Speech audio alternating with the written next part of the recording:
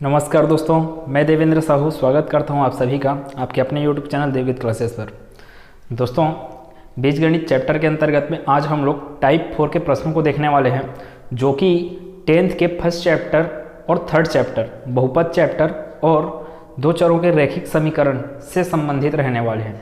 Type 4 और type 5। इसके बाद टाइप 5 में जब चलेंगे हम लोग, तो हम लोग को थोड़ा सा ज्ञान होना चाहिए मूलों का, कि वर्ग समीकरण के मूल क्या क्या होते हैं, उसको निकालते कैसे हैं, और मूलों का योगफल और गुणनफल का सूत्र क्या होता है करके। ऐसे ही त्रिघात समीकरण के बारे में देखेंगे, जिसके बारे में बहुत कम रूप से पढ़ाया जाता है। त्रिघात समीकरण के मूल क्या है और उसका सूत्र क्या है, ये सब चीज़ को हम लोग अगली क्लास में टाइप 5 के अंतर्गत कवर करने वाले हैं। तो वीडियो के अंत तक बने रहिएगा। आज टाइप 4 के प्रश्नों को कवर करते हैं, जो कि बहुत सरल सरल प्रश्न हैं। अगर आपको ये वीडियो अच्छा लगेगा तो प्लीज़ वीडियो को एक लाइक करना, चैनल को सब्सक्राइब नहीं किया हो तो सब्सक्राइब कर देना, वीडियो को ज़्यादा से ज़्यादा शेयर करना ताकि सबको इसका फायदा हो। क्लास को स्टार्ट किया जाए इन सब प्रश्नों के साथ। तो देखते हैं कि क्या क्या प्रश्न है अपने पास। पहला प्रश्न क्या बोल रहा है, समीकरण x square plus x minus 20 के गुणनखंड ज्ञात करें। अब आप अगर गुणनखंड जानते हो तो गुणनखंड का तरीका क्या है कि x square plus x minus 20 का अपने को गुणनखंड करना है। तो इसको आप जानते हो कि मध्य पद को क्या किया जाता है, तोड़ा जाता है। ऐसे तोड़ा जाता है कि उस मध्य पद के अचर गुणांकों का गुणा क्या आना चाहिए, आपका a इंटू सी आना चाहिए। यहाँ पे a का मान क्या है, अगर इसको वर्ग समीकरण से तुलना किया जाए, मानक वर्ग समीकरण से तुलना करेंगे, A X square plus B X plus C, इससे अगर तुलना करें तो अपने पास b इक्वस टू 1 है, a इक्वस टू 1 है, c इक्वस टू क्या है माइनस 20 है। तो माइनस 20 इंटू 1 आपका माइनस 20। तो मध्य पद कैसे टूटेगा, यहाँ से x square plus 5x minus 4x minus 20, यही तो हुआ। देख रहे हैं ये जो मध्य पद है उसका अचर गुणांक क्या है, 5 और 4 प्लस 5 और माइनस 4 का गुना क्या देता है आपको, माइनस 20। इसीलिए हम लोग क्या करते हैं, मध्य पद को इस रूप में तोड़ते हैं। अब कॉमन निकाला जाए, यहाँ से क्या निकलेगा, यहाँ से कॉमन x कॉमन निकला, x प्लस 5। अब इधर क्या आने वाला है उसको बाद में छोड़िए, आप क्या कीजिए, x प्लस 5 का यहाँ पे फोटोकॉपी कर डालिए। यहाँ पे क्या किए हम लोग, फोटोकॉपी किए, मतलब जैसा था वैसे उतार दिए, x प्लस 5 लिखे। x प्लस 5 में क्या चीज का गुना करें कि अपने को मिल जाए माइनस 4x। अब x के साथ माइनस 4 का गुना करूंगा तभी मेरे को क्या मिलने वाला है, माइनस 4x। अब इसको आपको अलग से गुना करने की जरूरत नहीं, ये दिख रहा है माइनस 4 गुना 5 आपको क्या दे देगा, माइनस 20 दे देगा। ठीक है, यहां से फिर क्या बन जाएगा अपने पास, x प्लस 5 और ये x माइनस 4, तो x माइनस 4 और क्या है x प्लस 5। ये क्या हो गए, इसके गुणनखंड हुए। इसके गुणनखंड क्या हुए, x माइनस 4 और x प्लस 5। तो अपने पास आंसर क्या मिलने वाला है, इसको इक्वल्स किया जाता है 0 के, इसको भी इक्वल्स किया जाता है 0 के। तो ये x इक्वल्स टू क्या मिलेगा 4, x इक्वल्स टू क्या मिलेगा यहाँ से माइनस 5। तो अपने पास जो ऑप्शन रहेगा 4 माइनस 5 का, वो अपना क्या हो जाएगा, उत्तर हो जाएगा। तो इसका उत्तर क्या है, 4 माइनस 5। ऑप्शन नंबर सी इस प्रश्न का उत्तर हो जाएगा। एग्जाम में ऑप्शन को ठीक से देखिएगा कि ऑप्शन क्या दिया है इसमें, 4 माइनस 5 भी दिया और माइनस 4 5 भी दिया है। आप अगर इसको इक्वल टू के 0 नहीं करोगे, तो ऑप्शन क्या दिख रहा है, फिर माइनस 4 और 5 दिख रहा है। इक्वल टू के 0 करोगे तभी आपको क्या मिलेगा, इसका एक गुणनखंड मिलेगा। ये तो गुणनखंड हुए, x माइनस 4 और x प्लस 5 गुणनखंड हुए, लेकिन इसका मान क्या क्या मिलेगा, x का मान क्या क्या मिलेगा वो आपको देगा इसको इक्वल टू 0 करने पर। तो इसको इक्वल टू करेंगे, x इक्वल टू कितना मिल जाएगा, फिर 4 मिल जाएगा। इसको इक्वल टू करेंगे 0 के, तो x माइनस 4 इक्वल टू 0 अर्थात x इक्वल टू 4। वैसे x प्लस 5 इक्वल टू 0, तो x इक्वल टू क्या मिल जाएगा, माइनस 5। मतलब कि मेरा आंसर क्या है, x का मान क्या क्या हो सकता है, 4 और माइनस 5, और यही इसके क्या होंगे, गुणनखंड होंगे, 4 और माइनस 5। ध्यान से कीजिएगा। दूसरा प्रश्न ये चीज है कि ए स्क्वायर माइनस 3a माइनस 4 बहुपद का मान क्या होगा। फिर वही केस है, सेम ऐसी बनाते हैं। दूसरा सॉल्यूशन अपना क्या होगा, ए स्क्वायर माइनस 3a माइनस 4। फिर से मध्य पद को तोड़ना है, ऐसे तोड़ना है कि उनके गुणांकों का गुना क्या आना चाहिए, 4 गुना यहाँ पर 1 है तो -4 गुना 1 आना चाहिए। तो ये कैसे टूटेगा, ए स्क्वायर माइनस 3a है तो इसको कैसे लिख सकते हैं, -4a प्लस a। ये इसका गुणांक क्या है 1, इसका गुणांक क्या है -4 और 1 का गुना आपको दे देता है क्या चीज, -4। इसलिए ये मध्य पद कैसे टूटेगा, -4a प्लस a में टूटेगा। आगे फिर कॉमन लेंगे इतने में से, तो एक कॉमन लेंगे तो यहाँ पे बचेगा a-4 का चुपचाप फोटोकॉपी कर दिए यहाँ पे a-4। इसके साथ क्या ऐसा गुना करें कि a-4 मिल जाए। 7 के साथ आप क्या चीज़ का गुना करोगे कि 7 मिले, तो 7 के साथ 1 का गुना। वैसे a-4 के साथ क्या चीज़ का गुना करो कि a-4 ही मिले, तो वो करना पड़ेगा अपने को +1 का। तो यहाँ से क्या मिलने वाला है, a-4 एक सॉल्यूशन क्या होगा a+1। अब इसको इक्वल टू किसके कर दें, 0 के, तो ये मिल जाएगा 4। इसको इक्वल टू करेंगे 0 की तो ये दे देगा अपने को -1। अब देखो अपने पास ऑप्शन में ये दोनों चीज़ नहीं दिया गया है, लेकिन दोनों में से एक दिया हुआ है, 4 और -1 में से दोनों को कभी नहीं देगा ऑप्शन में एक साथ। ठीक है, तो ये क्या है, -4 नहीं हो सकता आंसर। आप ध्यान से उसको ऑप्शंस को देखिएगा, यहाँ पर +4 है तो कौन सा ऑप्शन सही होगा, ऑप्शन नंबर सी इस प्रश्न का सही उत्तर होगा। अब सेम कॉन्सेप्ट पे बनाया जाए अपने प्रश्न तीसरे प्रश्न को देखते हैं। तीसरा प्रश्न, समीकरण 5a² minus 14ab plus 8b² equals to क्या है, 0 है। मेरे को रेशियो किसका बताना है, a रेशियो b करके, a अनुपात b क्या आने वाला है उसको बताना है। बस इसको सॉल्व करना है और चुपचाप बताना है कि क्या रेशियो आने वाला है। -14ab को तोड़ना है, किस ऐसे तोड़ना है कि उनके गुणांकों का गुणनफल क्या आ जाए, 8 पंचे 40। ठीक, इतना चीज। तो ये अपने को दिख रहा है 10 चौक अगर करूं इसको 10 और 4, तो 10 और 4 को जोड़ने से 14 मिलता है और 10 और 4 को गुना करने से आपको 8 पंचे 40 मिल जाएगा। तो कैसे कैसे टूटेगा, तीसरा प्रश्न है 5a² minus 14ab plus 8b²। यहाँ से कैसे टूटेगा, 5a² minus 10ab minus 4ab plus 8b²। ठीक है, आगे इन दोनों में से क्या कॉमन निकल सकता है, तो यहाँ पे 5 है, इसमें भी 5 छुपा हुआ है, 5 दूनी 10 होता है, यहाँ पे 5 छुपा हुआ है, यहाँ पर a² है, यहाँ पर ab है, मतलब कि इसमें a निकालो, इसमें से भी a निकाल सकते हैं। तो क्या निकलेगा, दोनों से 5a निकलेगा। यहाँ से कॉमन क्या निकलेगा, 5a, अंदर में बच गया a माइनस यहाँ पे कितना बच जाएगा, 2b, यही बचेगा, 5 दूनी 10 और ab, तो ये ab। ठीक है, फिर क्या कर देते हैं, इसको चुपचाप यहाँ पे फोटोकॉपी कर दो, इसको तोड़, या तो डायरेक्ट आप तोड़ दो यहाँ से कि कितना कॉमन निकलेगा करके। मैं क्या करता हूँ, डायरेक्ट फोटोकॉपी करता हूँ, तो a माइनस 2b, इसमें क्या चीज़ का गुना करें कि अपने को -4ab मिले। -4ab बोल रहा हूँ, ध्यान से सुनिएगा। तो ये -4, अभी तो a हुआ, -4a, b भी चाहिए, तो यहाँ पे क्या करना पड़ेगा, b, ये अपने आप मिल जाएगा आपको। फिर देख लो, माइनस माइनस प्लस, 4 दूनी 8, b इंटू b, b²। ठीक है, आगे ये क्या होगा, तो ये 5a और ये -4b, फिर क्या है a माइनस 2b, ये इक्वल्स टू किसके है, ये पूरे इक्वल्स टू 0 के है। ठीक, तो इक्वल्स टू क्या आएगा अपने पास, 0 आते जाएगा, ये 0। अब देख रहे हैं जैसे कि 5a minus 4b equals to 0 किया जा सकता है। इसका अर्थ समझिएगा, किसी दो राशियों का गुणनफल अगर 0 आना है, 7 का गुना आप 0 से करो तो आपको 0 दे देगा, या फिर 0 का गुना 5 से करो आपको 0 दे देगा। बोलने का अर्थ यह है कि दोनों में से किसी एक राशि का मान क्या होना चाहिए, 0 होना चाहिए, या फिर दोनों राशियों का मान क्या हो जाए, 0 हो जाए।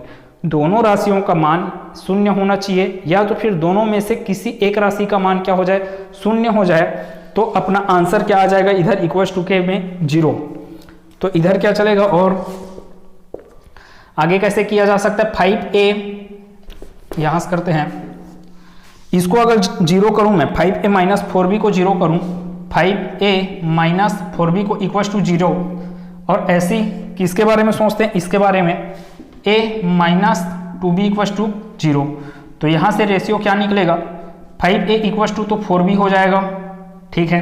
यहाँ से a divided by b, a divided by b, तो ये 5 उस पर जाएगा तो क्या बन जाएगा, 4/5, अर्थात यहाँ से क्या मिल गया, a अनुपात b बराबर 4:5। ये एक आंसर हुआ। तो अपने पास ऑप्शन में क्या है, ऑप्शन सी ही करेक्ट है।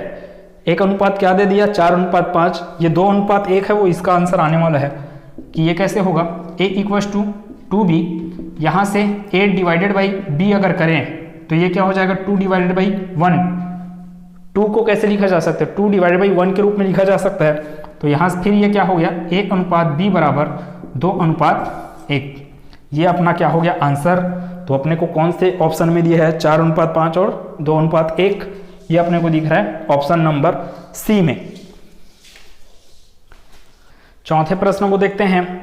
चौथा प्रश्न क्या लिखा है, यदि बहुपद a² + 5a + p का एक शून्यक 2 है तो उस बहुपद में p का मान क्या होगा। देखिए, आपको शून्यक के बारे में पता होना चाहिए। सबसे पहली बात तो ये, जैसे आपका एक वर्ग समीकरण है, वर्ग समीकरण में कौन सा यहाँ पे चर राशि दिख रहा है, x एक ऐसा चर राशि जिसका अधिकतम घात हो। तो कौन सा है यहाँ पर आपका चर राशि x है, ठीक है। तो x का ऐसा मान जिसके कारण इस बहुपद का मान क्या हो जाए, शून्य हो जाए, वह मान क्या कहलाएगा, इस बहुपद का शून्यक कहलाएगा या शून्यांक कहलाता है। क्या बोले, बहुपद का ऐसा मान जिसके कारण उस बहुपद में चर राशि का ऐसा मान जिसके कारण उस बहुपद का मान क्या हो जाए, शून्य के बराबर हो जाए, वह मान क्या कहलाता है, इस बहुपद का शून्यक कहलाता है।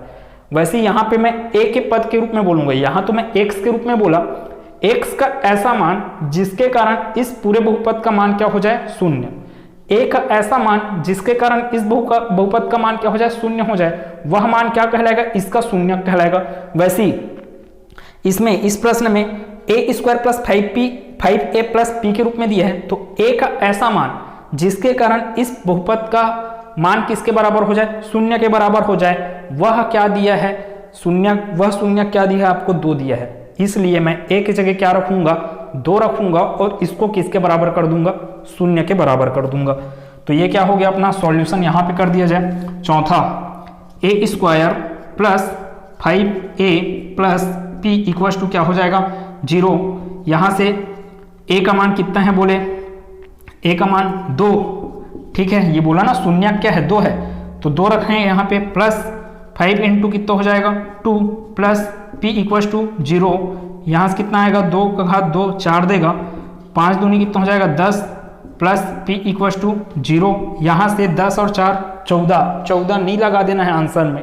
आप पक्षांतर करोगे यहाँ से तो p इक्वल्स टू क्या हो जाएगा, -14। तो इस प्रश्न का उत्तर अपने को क्या मिलेगा, -14 मिलने वाला है, न कि 14। तो ये हो गया ऑप्शन नंबर डी इस प्रश्न का उत्तर।